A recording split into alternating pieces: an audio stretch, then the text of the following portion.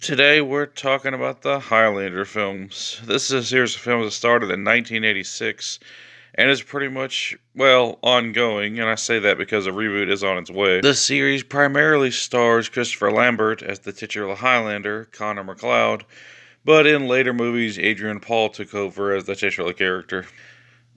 It's an interesting series that has spawned video games, TV shows, a cartoon series, and probably toys as well. But without further ado, I decided to give you guys my ranking from worst to best. Starting with Highlander the Source. Released in 2007, this is more or less the follow up to Highlander Endgame and the conclusion of the Highlander TV series. I can admit that I've only really seen a couple of episodes of the TV series, and I was never really a big fan. I have nothing necessarily against the idea that they made a TV show, but I felt like the movies really should have been separate. This is the only one out of the 5 movies to not star Christopher Lambert for, well, reasons that we'll touch on in a little bit. And it's just not good. It's like a cheap sci-fi movie. I think it was actually released on the Sci-Fi Channel originally. The effects are bad, the story's bad, the villain is just kind of goofy. It's this bald guy named the Guardian. He's like an albino version of, I don't know, Lord Humongous from Mad Max 2. Despite him being very silly, the story's also really loosely connected to the last one. And as someone who's only seen a couple episodes of the TV show, I didn't really know what was going on. I know that maybe this is made for more fans of the TV show, but if you're a fan of that show, I feel like you would want something better than this really cheap cash-in of a movie. Very bad, very bland, and very forgettable. Up next is Highlander 2, the theatrical cut. This here is the Renegade version, and I don't really own the theatrical cut, though I have seen it on VHS way back when, probably when I was a kid. And honestly, it's pretty damn bad. The extended version, or the Renegade version, fixes most of those problems. It doesn't fix every problem in the movie, it's still a mess. But the original version has the Highlanders being aliens, and Sean Connery coming back to life, and it takes place in the future, and there's this shield. The story's a damn mess. This movie is just not good. But I can admit that the theatrical cut is absolutely the worst version of the movie.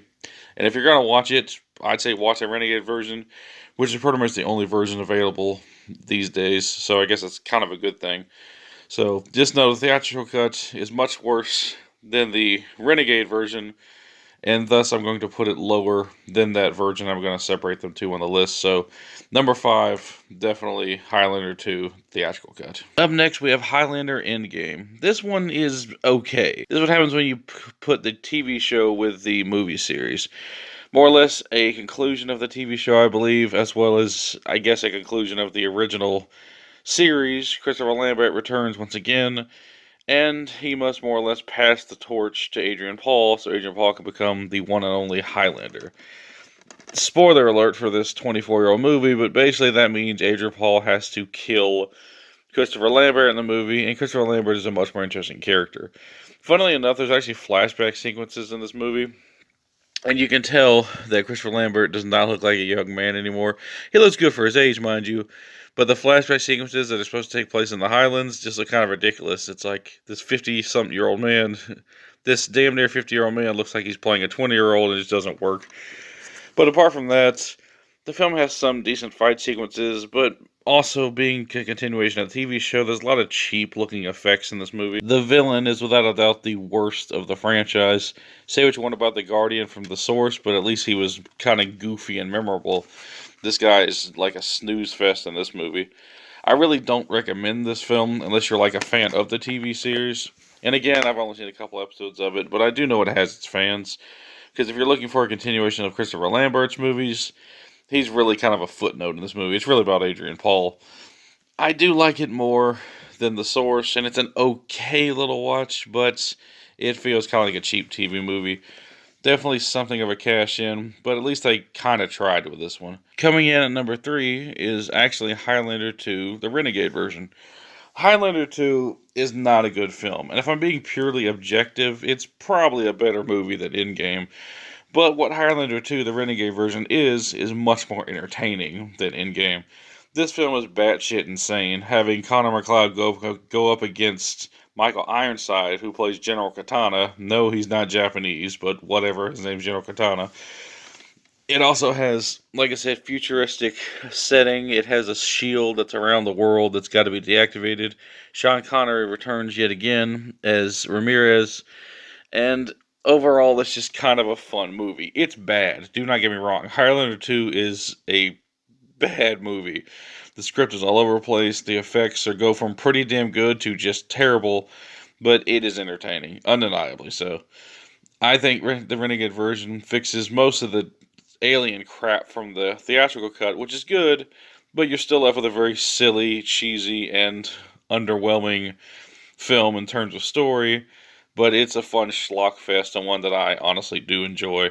Not a good film, but I do somewhat recommend it as a guilty pleasure watch. Highlander 2, check it out. Coming in at number 2, and the first, I think, legitimately good movie on this list is Highlander 3, The Sorcerer, also known as Highlander 3, The Final Dimension, and in this German version, Highlander 3, Die Legend.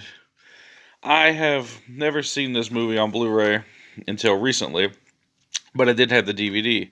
I went online, though, and I found out that the German Blu-ray can be watched in English, so that's pretty cool. So you do get the uncut version of this film. The only downside is occasionally they'll have some subtitles that are in German, but you can turn on English subtitles and read the movie in English. And you can watch the movie with English audio, so it's all good. If you want to see Highlander 3, I do recommend this German Blu-ray. But on to the film itself.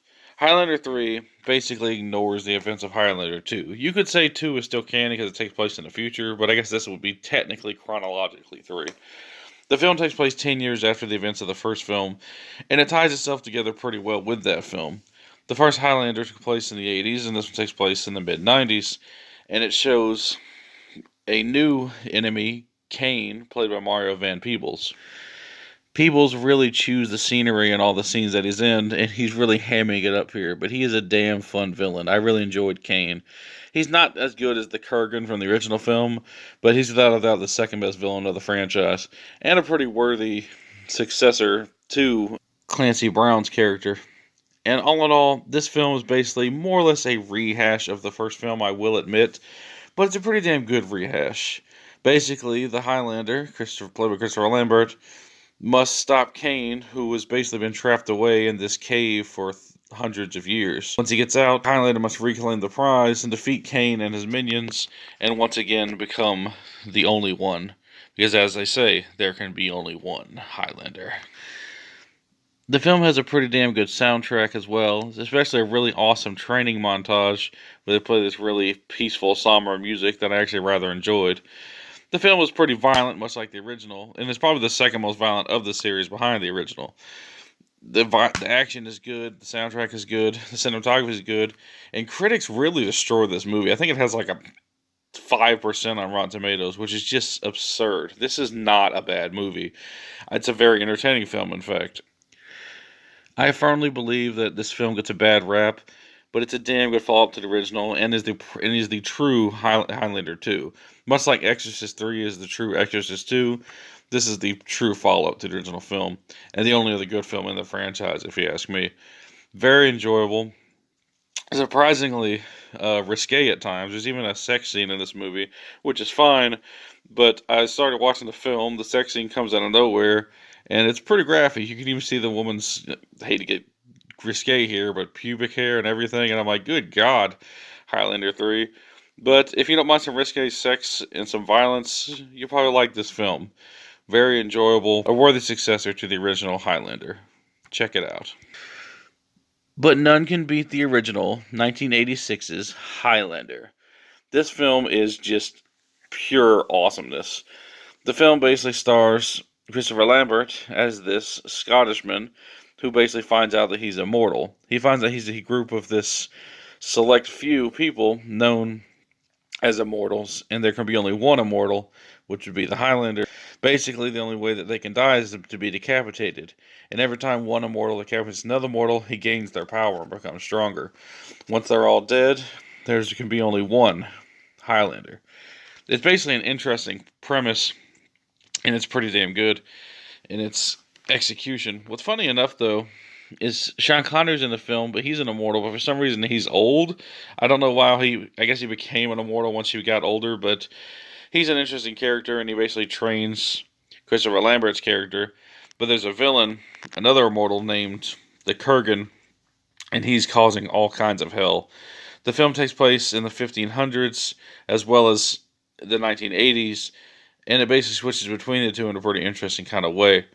All in all, it's a very enjoyable action film with a great soundtrack by the legendary band Queen. If you love Queen, you're in for a treat because they did pretty much all the music in this movie, and it's all kick-ass and really awesome. This film has never been topped by any of the other Highlander movies, and it's one of the best action films of the 1980s. Highly recommended and really fun. Well, that's my list. If it comes down to it, I'd say I really recommend 1 and 3. And if you're curious and just want a fun time, I'd say watch 2 for the laughs. And if you're a fan of the TV show, I do actually recommend Endgame. It's not terrible, it's just much more of a TV movie. But if you're a fan of the TV show, just avoid the source. It's just crap through and through. All in all, this is not a great series, but I think it really had a good start, and what should have been a good finale with 3. Anything past 3, I kind of just look as supplemental material. There is apparently a remake coming out with Henry Cavill, who I think is a good choice for the Highlander, and I'm kind of looking forward to that. Hopefully one day we might get an awesome Highlander video game. There was one in the works for the 360 back in the mid-2000s, but it got canceled. All in all, it's a fun series, and one that I really enjoy, and if you're curious, check out 1 and 3. You'll have a good time. Thank y'all for watching. I do apologize for this video being released so late, but I've been a bit under the weather lately, and I've been dealing with some family stuff. Nothing major, but you know how it is. But now that I'm back, I hope you enjoyed the video, and peace out.